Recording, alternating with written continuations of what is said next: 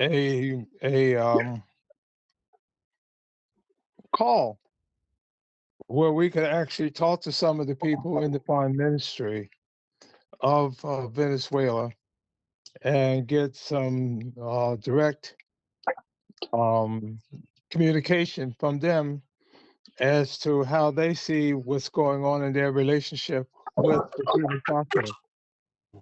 Because I know that the embargo the United States has put on Venezuela, um, two things has happened. One, Venezuela has established a very close relationship with Iran, and that they have been doing trading back and forwards to actually break some of that embargo that the United States has put on them.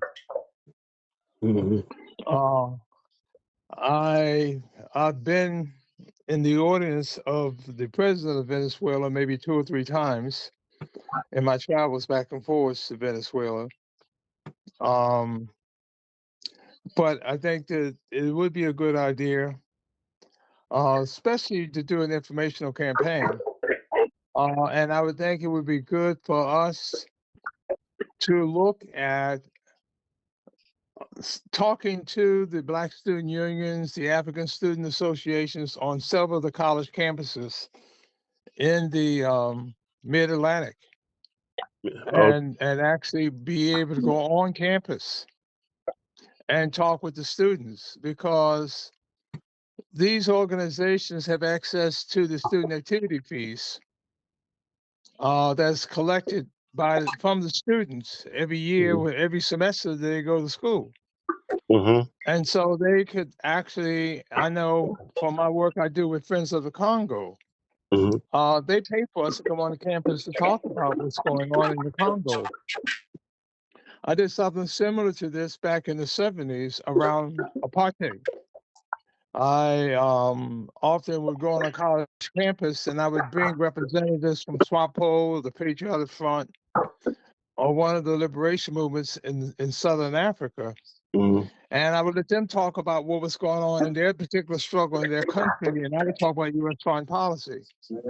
Because one of the things I learned back then was that even people who were working on their doctorate degree in political science had no clue about what was really going on the ground in the country, Mhm. in the continent of Africa back then.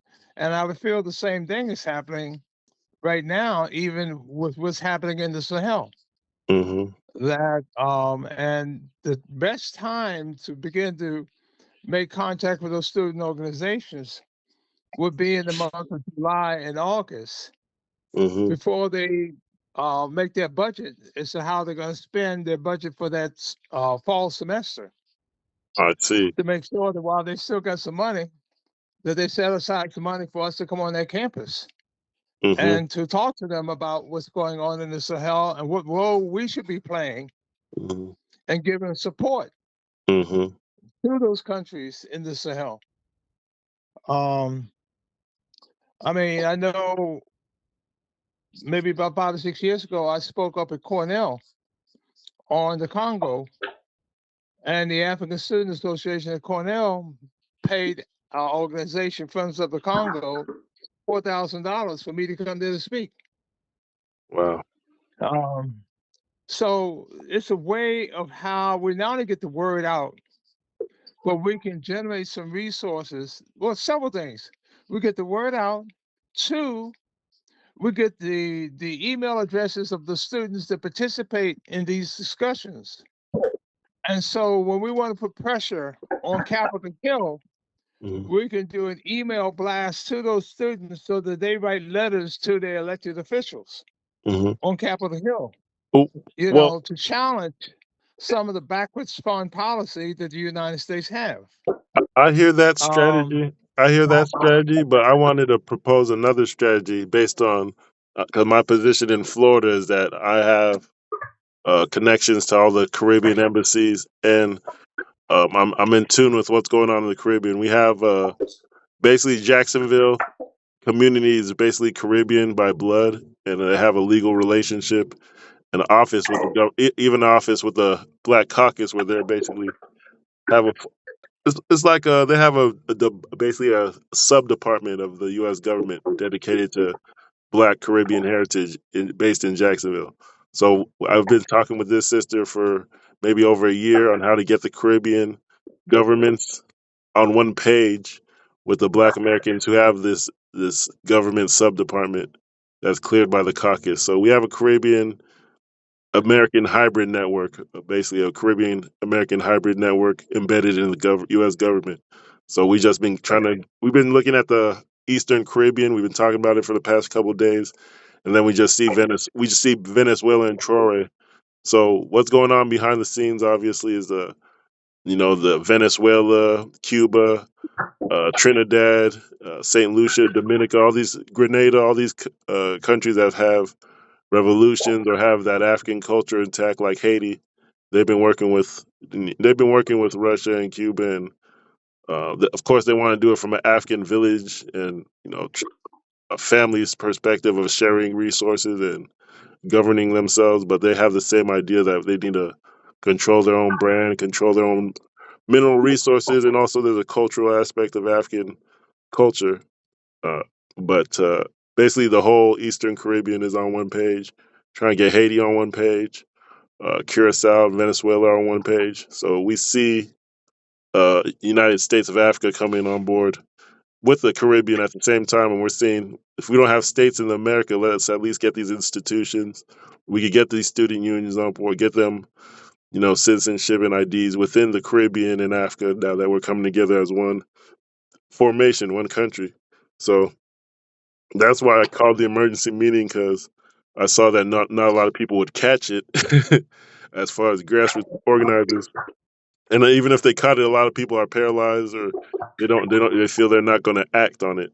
But we could use the student unions in the Mid Atlantic. Now when you say the Mid Atlantic, and I know you're in DC, what Mid Atlantic are you referring to? Because I've heard different ones like PA, DC, Maryland, and North Carolina. That's the one I hear most And often nowadays. you got Delaware and Virginia. I mean, Uh-huh. there's several states. You got Pennsylvania, Delaware, um, Maryland, Virginia. These are some of the states, and you even talk about West Virginia for that matter. These are some of the states that are right here in this area. But like I said, when I spoke at Cornell, that was up in upstate New York. Okay. But my point is I'm saying is that as you saw students get organized around Palestine, they got organized around Palestine because they got to understand what was going on in Palestine. And after they understood what was going on, that's when they got involved. People are fairly ignorant in many ways about what's happening in Haiti. Now, since '95, I guess I've been to Haiti about 25 times. The last time I was in Haiti was 2 years ago. But I was talking to the movements in Haiti just this past weekend. Um, I stay in touch with the folks on the ground in the Caribbean as far as in Haiti. And what I'm suggesting is if we're going to work as a group, we should look at ways of how we can begin to spread this information um, to the different types of groups that once they get those informations, they can act on them. They can do everything from doing demonstrations to writing letters to doing teach-ins within their communities, because most people in this country are dependent upon what they see on TV or what they listen to on the radio. And we know that the TV and radio, for the most part, except for some nonprofit stations, those organizations are doing what they're getting paid to do, and that is promote the propaganda of the U.S. business interests. Mhm. And so we have to look at how do we counter that. And we certainly can begin to counter that by directly going to these organizations and talking directly with them and answering questions with them. One of the things I was looking to do, because I live right outside of DC, because I've met at the Burkina Faso embassy. I've met at the embassy of Mali. And I got some other folks that have been also at the Niger's embassy, is that having them talk about what's happening in their country. We talk about U.S. foreign policy. And that way the United States can't say that they're messing with U.S. U.S. internal affairs. But if we who were either born here or citizens here have the right to talk about what the U.S. foreign policy is, whether it's good or bad. And so that's why I thought it would be good to talk about, and this is the time to talk about it, to get things organized, that come this fall, we begin to start hitting a number of these college campuses. Exactly. Because those are the groups that don't have any problems of writing letters to Capitol Hill and challenging the kind of reactionary policies that is being pushed by this government. And when the politicians know that they're only about a year and a half away from another election, and because they're about a year and a half away from another election, they're going to be very careful about people out of their political districts and how they feel about the policies that they're promoting. And this is way of how you begin to, because this happened with Southern Africa. When we begin to start talking about apartheid, schools like Cornell, Brandeis, Howard, many of those students didn't even know what was going on in Southern Africa because the teachers weren't talking about it and it wasn't part of their curriculum. And I think a lot of that was by design. No, of course. And so once the students begin to find out about what was happening, they begin to get involved. I remember when the uprising took place in Soweto, there were several students from Howard that came down to my office here in DC when I was the national spokesperson for the anti-apartheid movement USA. And we put together a demonstration that around the students being killed in the Soweto uprising on June 16th, 1976. But that happened because we had been talking to the students. And the students were aware of it and they were able to react to it. And I know it caught the U.S. government off guard because they thought that they had pretty much kept South Africa out of the regular news. And that began to create a snowball effect of people beginning to pay attention to what the hell was going on in Namibia, what was going on in Zimbabwe, what was going on in South Africa, what was going on in Angola and Mozambique, Guinea-Bissau and the Cape Verdes. And that's the thing that I think is very, very important, that we get people informed, because they're not going to act on something they don't know anything about. That's excellent. And we're thinking that people are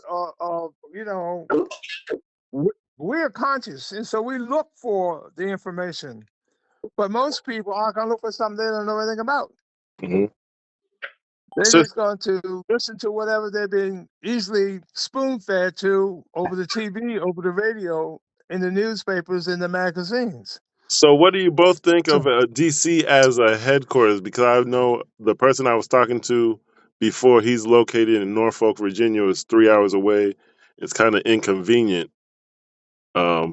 I know that there's an ancestral heritage site, the Dismal Swamps, and in Richmond, Virginia, there's an African burial ground. So it has spiritual, psychic impact. It has a relevance to Black people, Black America, to have a base there.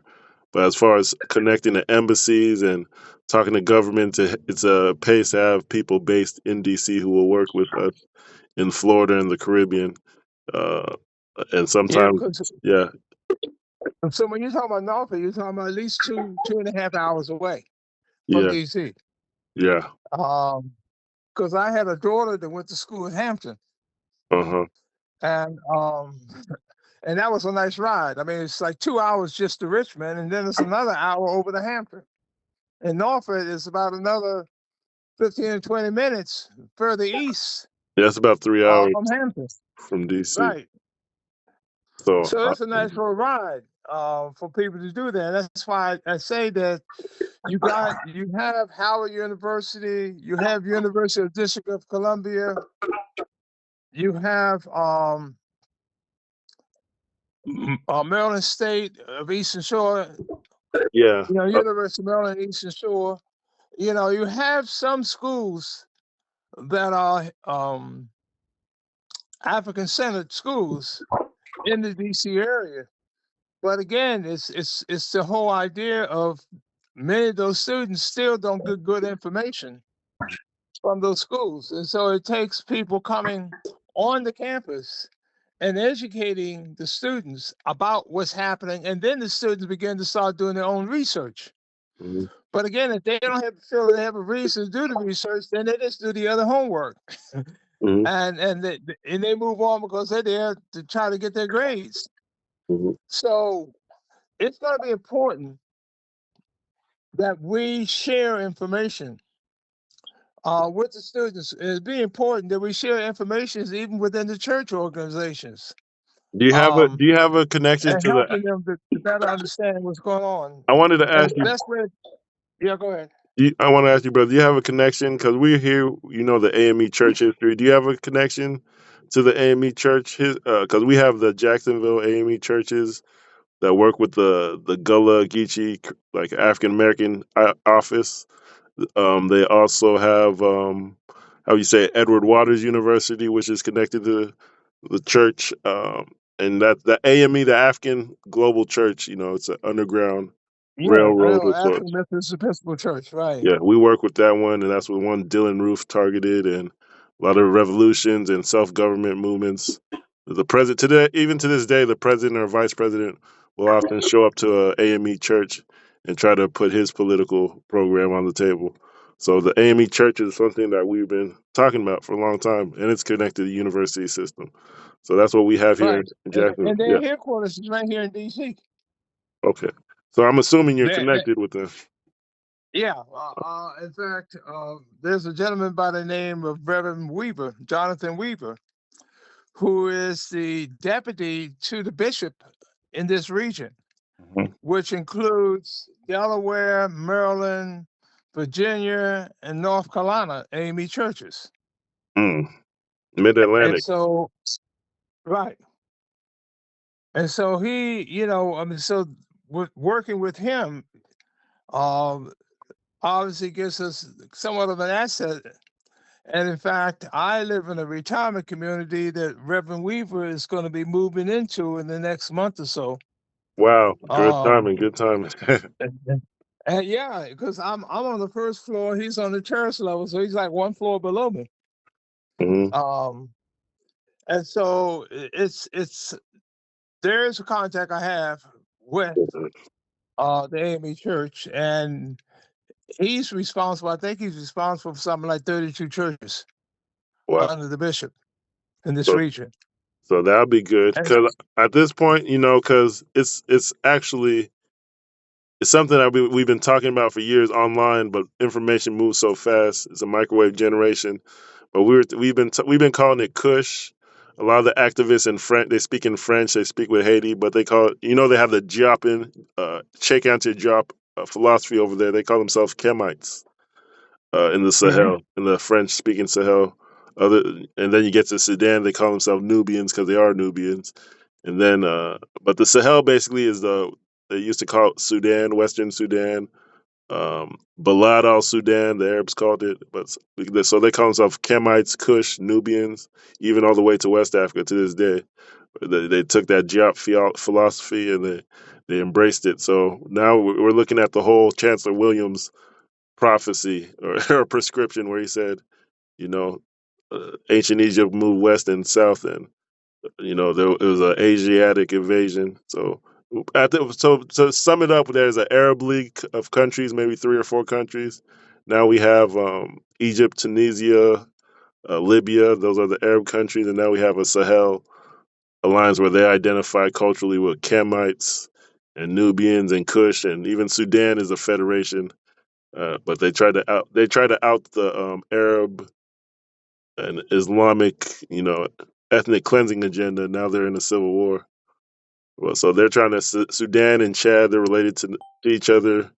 Uh, Chad is related to Nubia, so it's all coming together.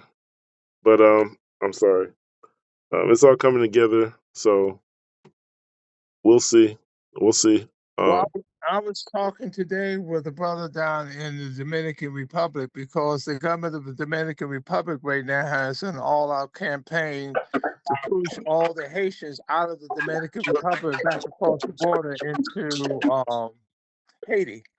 yeah, And it's creating problems even in the Dominican Republic because Dominican Republic, for example, grows cocoa.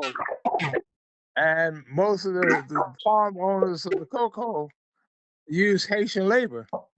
And with the government trying to push the Haitian out of there, now those farmers are crying foul that they can't harvest the cocoa this year because they don't have anybody that's going to be able to do it.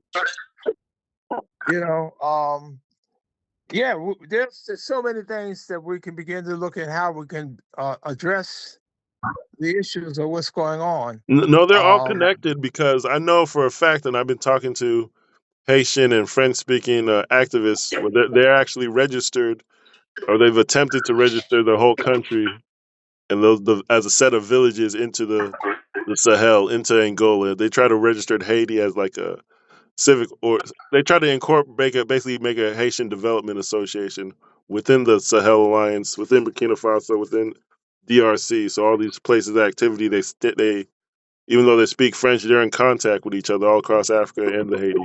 So Haiti is more connected to Africa than it is to the Caribbean sometimes countries. So I've gone about recruiting Curacao, and they've been really solid. And now it's the Eastern Caribbean states as a federation. We're seeing Venezuela and that connection to the Eastern Caribbean and to Curacao. So everybody's on one page. Haiti is kind of disconnected. Let's say Haiti's connected to Africa, and the Caribbean states, the other Caribbean states, are more connected to the Sahel. They all connect through Africa. So we have forums where we could get a summary of what's going on in the different regions and present it to DC.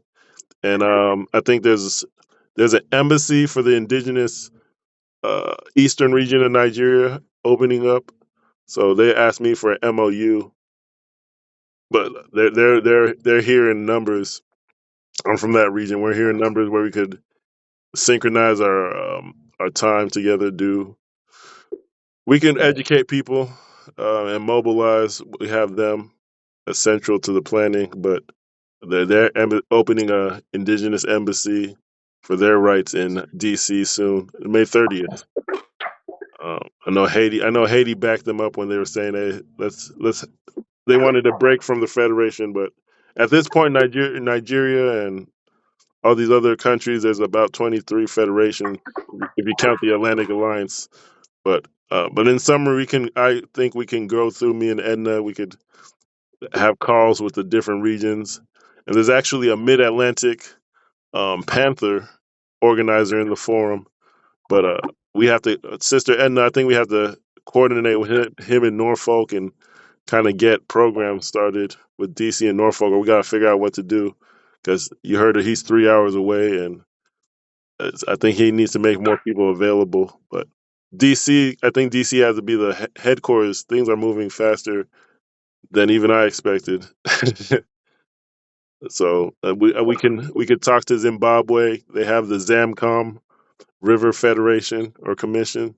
So they're kind of trying to build a federation down south, but I think North Africa is controlled by Arabs, and the Europeans control a lot of physical space in Southern Africa, even in places like Angola and even Zimbabwe, places you wouldn't think. So we have a ability to get a consensus and summary. The Sahel is one region, but there's other regions where we can get a quick summary of what's going on across vast spaces of Africa. And if the Sahel, which it looks like is going to win, as an idea. It'll make the Arab League one country. It'll make the strip right below them one majority black country, East to West Africa, and then we're probably looking at East African Federation and Nigeria maybe, or different parts coming together. The Bantu Federation, even if it's an economic or a civil union, we could get people from Congo, from Cameroon, from Gabon, Angola, places like that to say, hey, we're one civic union, we're one federation of villages and citizens that we support what's going on in Sahel.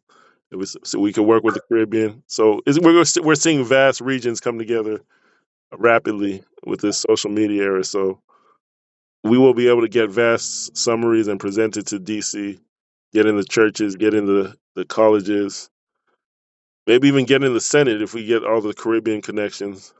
I know that we can't forget to mention U.S. Virgin Islands and their self determination movement. They have the AME Church for self determination there. They have a college for self determination. They have African Liberation Day. They have um, a seat in the Senate. They have the Maroons, which we talk about in Haiti, and that African culture that still exists.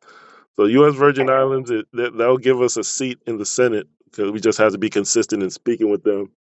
And the Caribbean, Eastern Caribbean, I think that's a base. Even the Bahamas, they have a maroon history. So they have a lot of things in common where it'll be easy to get a summary from all of them.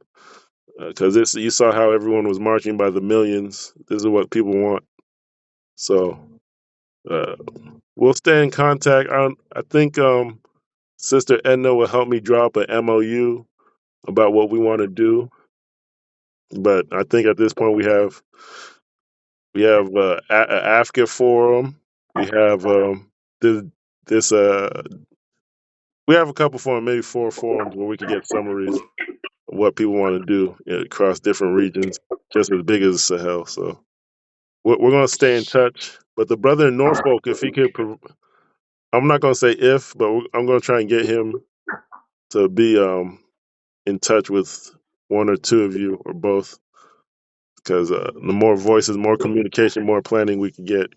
If he could travel to DC or whatnot, we don't know, but we have to talk to him. So thank you guys for picking up, but we'll stay in touch.